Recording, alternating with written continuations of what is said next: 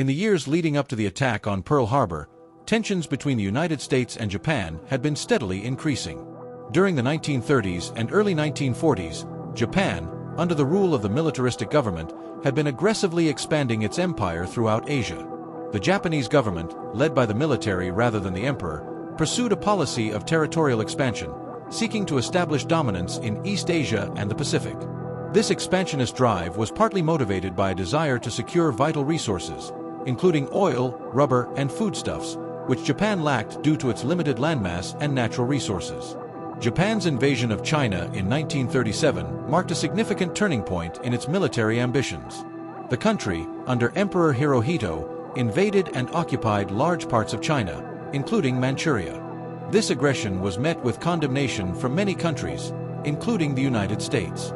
In response to Japan's actions, the U.S. imposed economic sanctions, most notably an embargo on oil exports to Japan. This embargo, combined with other trade restrictions, was an attempt to curb Japan's imperial ambitions and restrict its access to the resources it needed to fuel its war machine.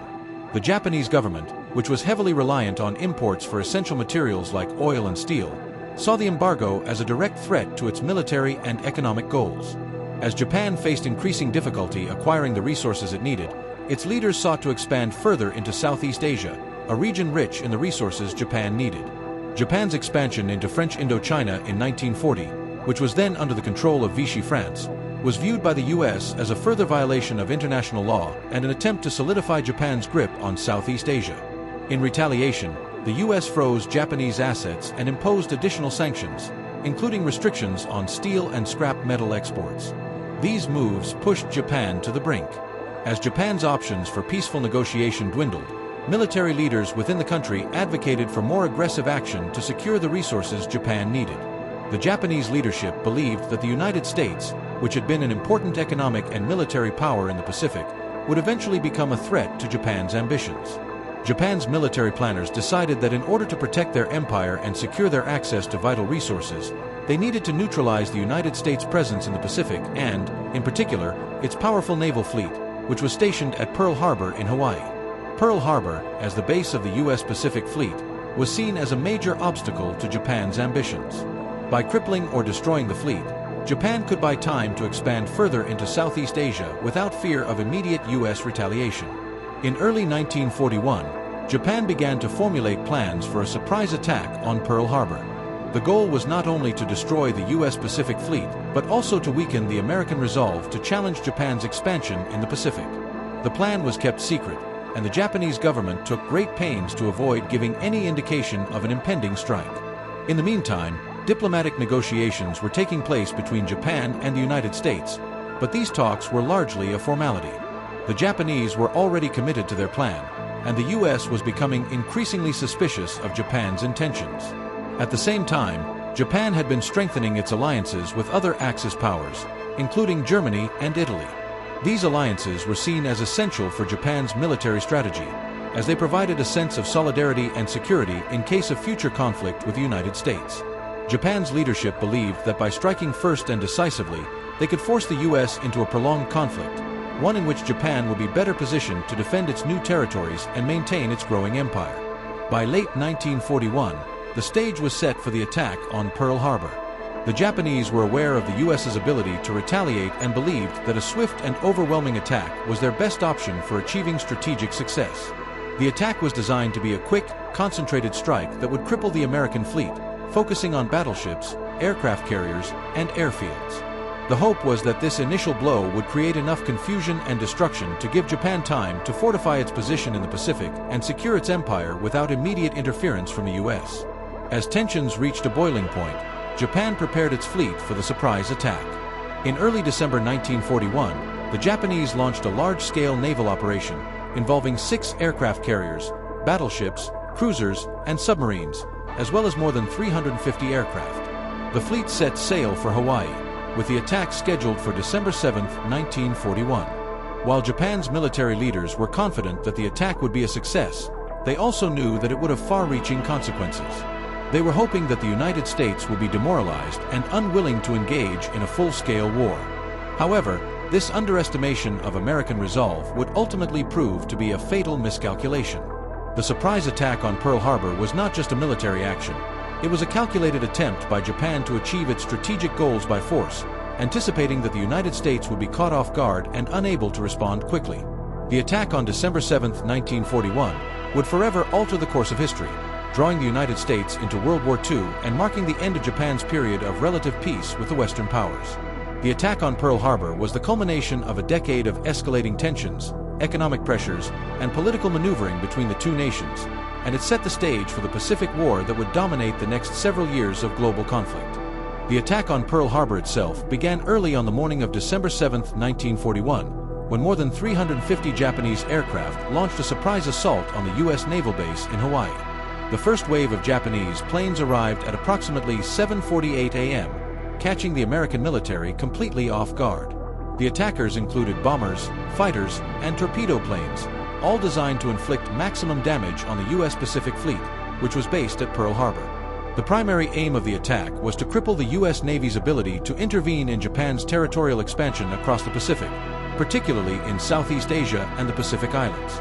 The attack was meticulously planned by the Japanese, and it was meant to be swift and overwhelming, taking advantage of the element of surprise. The first wave consisted of 183 aircraft, which targeted key military installations, including battleships, airfields, and fuel storage facilities. The Japanese used torpedoes to target the hulls of battleships, bombs to attack the airfields, and strafing runs to destroy aircraft on the ground. A second wave of 167 aircraft followed shortly after, continuing the bombardment and expanding the targets to other naval and military assets on the island. One of the primary targets for the Japanese was the U.S. battleships, which formed the core of the Pacific Fleet. Of the 8 battleships stationed at Pearl Harbor, all were either sunk or heavily damaged. The most significant loss was the USS Arizona, which was hit by bombs that caused an enormous explosion, killing over 1,100 sailors and sinking the ship in just a matter of minutes. The loss of the USS Arizona was symbolic, as it became a powerful image of the devastating surprise attack. Despite the significant damage, several other battleships, including the USS Oklahoma and the USS West Virginia, were also heavily damaged but were later salvaged and returned to service. The attack on the airfields at Pearl Harbor was equally devastating. The Japanese planes targeted American aircraft on the ground, with the goal of eliminating the U.S. air power in the Pacific. The majority of the aircraft stationed at Pearl Harbor were destroyed or damaged in the attack. More than 180 planes, including bombers and fighters, were either destroyed or rendered unusable. The destruction of these planes severely limited the U.S. military's ability to respond effectively to the Japanese assault and ensured that Japan had a significant window of time to secure its territorial ambitions in the Pacific without interference from the American Air Force. In addition to the battleships and aircraft, the Japanese also targeted naval infrastructure such as fuel storage tanks, dry docks, and other facilities vital for maintaining the U.S. fleet. The attack was designed to leave Pearl Harbor incapacitated for months, preventing any immediate American counteroffensive. The Japanese believed that by delivering a crippling blow, they could weaken the resolve of the American public and military leadership, forcing them into negotiations or at least delaying any response to Japan's continued expansion.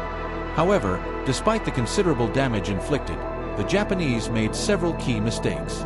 One of the most crucial errors was the failure to target the aircraft carriers of the U.S. Pacific Fleet. At the time of the attack, the American aircraft carriers were not in port at Pearl Harbor, having been sent out on training exercises.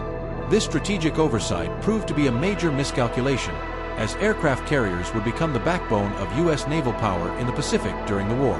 Another critical mistake was the decision not to attack fuel storage facilities or the naval repair yards in Pearl Harbor, which would have further hampered the U.S. Navy's ability to recover from the attack. Despite the damage inflicted during the attack, the Japanese failed to deliver a decisive blow that would have crippled the U.S. military in the Pacific for an extended period. The attack did not destroy the most important assets of the Pacific Fleet, such as the aircraft carriers, and it did not eliminate the possibility of a swift U.S. response. Furthermore, the Japanese underestimated the resilience and determination of the American people and military, who quickly rallied after the attack and began preparations for retaliation. The attack on Pearl Harbor was also notable for its impact on American morale. The sheer scale and surprise of the assault galvanized the U.S. public and military, making it clear that the country was now at war. The attack, which was described as a sneak attack by President Franklin D. Roosevelt, was met with outrage and a desire for retribution. Roosevelt's famous Day of Infamy speech on December 8, 1941, captured the shock and anger of the American people, as he declared that the United States would formally enter the war against Japan. This speech would mark the beginning of a new phase in the global conflict, as the U.S. transitioned from a position of neutrality to active engagement in World War II. In the aftermath of the attack, the damage to Pearl Harbor was extensive, but the attack did not achieve Japan's ultimate goal of neutralizing the United States as a military power in the Pacific. The American resolve was strengthened, and the attack actually accelerated the U.S. decision to enter the war, both in the Pacific and in Europe. The surprise nature of the attack, combined with the scope of the destruction, ensured that Japan had sparked a conflict with a nation that would eventually play a decisive role in its defeat. The attack on Pearl Harbor, while initially a victory for Japan, would ultimately prove to be the beginning of its downfall as the United States mobilized its resources to fight back and, ultimately, win the war. The aftermath of the attack on Pearl Harbor was profound, both for the United States and for the global landscape. In the immediate hours following the attack, President Franklin D. Roosevelt addressed the nation, declaring December 7, 1941, as a date which will live in infamy. His words reflected the shock, anger, and determination felt by the American people. The attack not only devastated the Pacific Fleet, but also united the U.S. in a way that few events in history had. The day after the attack, on December 8, 1941, the United States formally declared war on Japan, marking the nation's entry into World War II. The attack on Pearl Harbor had several important consequences, starting with the declaration of war. Congress, in a near-unanimous vote, declared war on Japan, with only one dissenting vote, cast by Congresswoman Jeannette Rankin of Montana, who was a pacifist. This declaration meant that the United States was now involved in a global conflict, one that had already been raging in Europe and parts of Asia. On December 11, 1941, just days after the U.S. declaration of war on Japan, Germany, and Italy, both allies of Japan in the Axis powers, declared war on the United States. This expanded the conflict to a truly global scale, and the U.S. now found itself engaged on both the Pacific and European fronts. Despite the significant losses at Pearl Harbor, the attack ultimately failed to achieve its primary objective: the neutralization of the United States as a military power in the Pacific. Japan had hoped that by crippling the U.S. Pacific Fleet, it could buy time to expand its empire without facing immediate American intervention. However, the Japanese had miscalculated in several key ways. Most importantly, they failed to destroy the aircraft carriers of the Pacific Fleet, which were not at Pearl Harbor at the time of the attack. These carriers would become a key component of the U.S. naval strategy in the Pacific, and their survival meant that the United States would be able to launch counterattacks against Japanese forces in the Pacific. In addition, the attack did not destroy Pearl Harbor's oil storage facilities or its repair yards, both of which were vital to the U.S. Navy's ability to recover and maintain its fleet.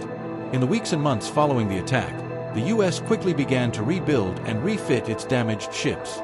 The attack also sparked an immediate and large-scale mobilization of the American military and industrial sectors, with millions of Americans enlisting in the armed forces and factories shifting to war production.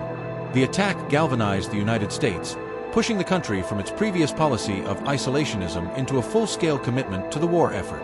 The shock of the attack was felt not only in military and political circles, but also deeply by the American people. The surprise nature of the attack, coming at a time when many Americans believed that their country could remain isolated from the global conflict, created a sense of national unity and urgency. The American public, which had been divided over the question of involvement in the war, now overwhelmingly supported a military response. Public morale was high, and the desire for retribution was intense. One immediate response to the attack was the internment of Japanese Americans. In the months following Pearl Harbor, the U.S. government, out of fear of espionage and sabotage, ordered the internment of over 100,000 Japanese Americans, most of whom were U.S. citizens. They were forcibly relocated to internment camps across the country, where they were held in harsh conditions. This policy was later recognized as a grave injustice, and in 1988, the U.S. government issued a formal apology and provided reparations to the surviving internees. The attack also had long-term effects on U.S. military strategy in the Pacific. The destruction of much of the U.S. Navy's Pacific Fleet, though severe, did not prevent the United States from building an effective war machine. In fact, the destruction of the fleet in Pearl Harbor forced the U.S. Navy to rapidly adapt and innovate. The aircraft carriers, which had been spared from the attack, became the backbone of U.S. naval strategy in the Pacific. The U.S. focused on island hopping, capturing key islands and using them as bases to launch further attacks on Japanese-held territories. The attack also led to the United States becoming a global military power. By the time the war ended in 1945, the U.S. had become the most powerful military and economic force in the world. The war effort transformed the American economy, ending the Great Depression and leading to unprecedented levels of industrial production. The U.S. emerged from the war with its military strength unmatched, and its influence on world affairs was stronger than ever before. In the Pacific, the attack on Pearl Harbor set off a series of events that ultimately led to Japan's defeat. The U.S. military, after initial setbacks, gained momentum through key victories such as the Battle of Midway in 1942.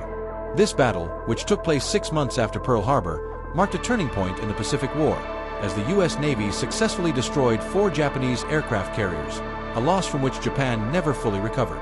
The U.S. Navy's success at Midway, combined with the effectiveness of American submarines and strategic bombing campaigns, gradually eroded Japan's ability to continue fighting. By 1945, Japan was exhausted and facing defeat, particularly after the United States dropped atomic bombs on the cities of Hiroshima and Nagasaki in August of that year. Japan's surrender on September 2, 1945, officially brought an end to the war in the Pacific, but the attack on Pearl Harbor remained a defining moment in the conflict. It marked the beginning of U.S. involvement in World War II and ultimately led to the downfall of Japan's imperial ambitions. The attack on Pearl Harbor was not just a military assault, it was a transformative event in global history.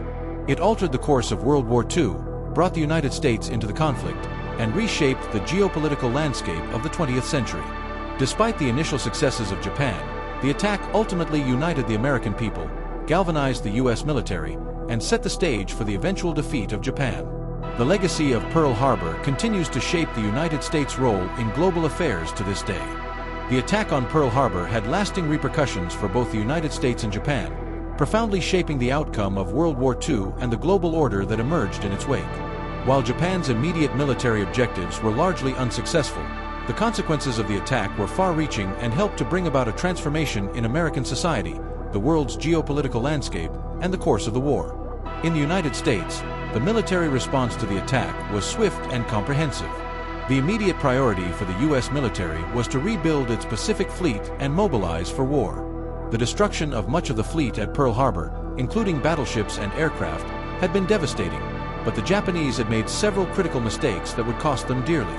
The failure to target the American aircraft carriers, which were not in port at the time of the attack, left the U.S. with the most important element of its naval power intact. This strategic miscalculation would be a key factor in the turning of the tide in the Pacific. The U.S. Navy, with its remaining aircraft carriers and submarines, quickly became the dominant force in the Pacific. The United States focused on island hopping, a strategy that involved capturing key islands across the Pacific to use as bases for further operations. This strategy allowed the U.S. to bypass heavily fortified Japanese positions and steadily advance toward Japan's home islands. Key victories, such as the Battle of Midway in June 1942 and the Battle of Guadalcanal later that year, marked the beginning of Japan's decline in the Pacific. The U.S. also made extensive use of submarine warfare, which devastated Japan's supply lines and merchant fleet, cutting off critical resources and isolating Japanese forces in the Pacific. The American home front experienced a massive transformation as well. The attack on Pearl Harbor was a catalyst for U.S. entry into World War II, but it also led to a dramatic shift in the nation's economy and society. The war effort required the mobilization of millions of Americans, both in the military and in the workforce. Factories across the country were converted to produce war materials, from aircraft and ships to tanks and weapons. The U.S. became the arsenal of democracy, supplying both its own forces and those of its allies. This industrial output not only contributed to the Allied victory but also ended the Great Depression, as the economy boomed with the increased demand for wartime production. At the same time, the war effort had significant social and political implications. One of the most controversial consequences of the attack was the forced internment of Japanese Americans. Out of fear that Japanese Americans might aid Japan in espionage or sabotage, the U.S. government, under Executive Order 9066, relocated more than 100,000 Japanese Americans, most of them U.S. citizens, to internment camps across the country. The policy was later widely criticized as a grave violation of civil liberties, and in 1988, the U.S. government issued formal apologies and reparations to the surviving internees. The military-industrial mobilization during the war also led to significant changes in the American workforce. The labor shortage caused by the demand for war production opened up new job opportunities for women and minorities, contributing to the social changes that would later result in the civil rights and women's liberation movements in the following decades. The Rosie the Riveter image became a symbol of women entering the workforce, and the war created new opportunities for African Americans, Hispanics, and other minority groups, even though discrimination and segregation remained a reality in many areas. On the global stage, the attack on Pearl Harbor and the subsequent U.S. entry into World War II changed the balance of power. The United States, which had been somewhat isolationist in its foreign policy before the attack, now emerged as the leading military and economic power in the world. The war effort not only led to the defeat of Nazi Germany and Imperial Japan, but also paved the way for the Cold War, which would dominate global politics in the second half of the 20th century. For Japan, the attack on Pearl Harbor marked the beginning of its ultimate defeat in the Pacific. Although the initial assault was a tactical success, Japan failed to achieve its strategic objectives. The Japanese military was unable to inflict a decisive blow that would cripple the United States' ability to retaliate or interfere with Japan's imperial ambitions.